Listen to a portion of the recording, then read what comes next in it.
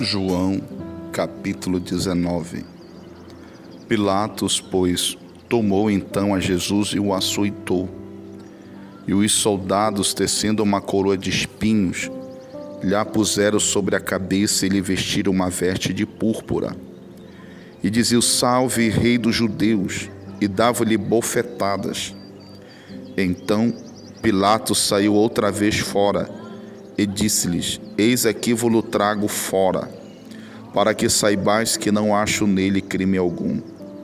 Saiu, pois, Jesus, levando a coroa de espinhos e a veste de púrpura, e disse-lhes Pilatos: Eis aqui o homem.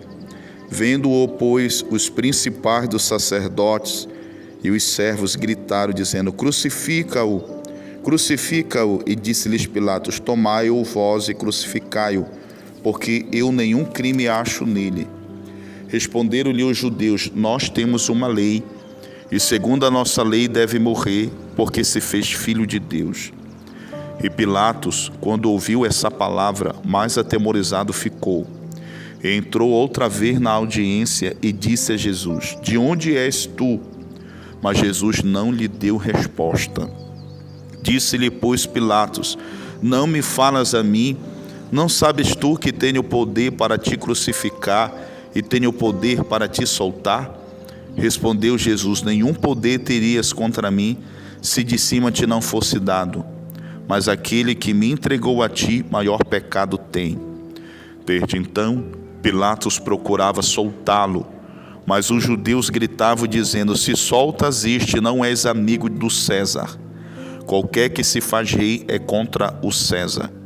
Ouvindo, pois, Pilatos esse dito, levou Jesus para fora e assentou-se no tribunal, no lugar chamado Litóstrotos. Em hebraico o nome é Gabatá. E era a preparação da Páscoa, e quase a hora sexta. E disse aos judeus: Eis aqui o vosso rei. Mas eles bradaram: Tira, tira, crucifica-o. Disse-lhes Pilatos: Hei de crucificar o vosso rei? Responderam os principais dos sacerdotes: Não temos rei senão o César. Então entregou-lhe para que fosse crucificado, e tomaram Jesus e o levaram. E levando ele às costas a sua cruz, saiu para o lugar chamado Calvário, que em hebraico se chama Gólgota, onde o crucificaram, e com ele outros dois, um de cada lado, e Jesus no meio. E Pilatos escreveu também um título e pô-lo em cima da cruz. E nele estava escrito: Jesus Nazareno, Rei dos Judeus. E muitos dos judeus leram este título, porque o lugar onde Jesus estava crucificado era próximo da cidade.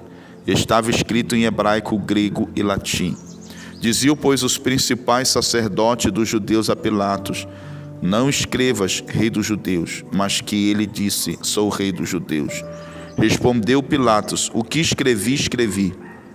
Tendo, pois, os soldados crucificado a Jesus, tomaram as suas vestes e fizeram 4 partes, para cada soldado uma parte, e também a túnica. A túnica, porém, tecida toda de alto a baixo, não tinha costura. Disseram, pois, uns aos outros: Não a rasguemos, mas lancemos sorte sobre ela, para ver de quem será.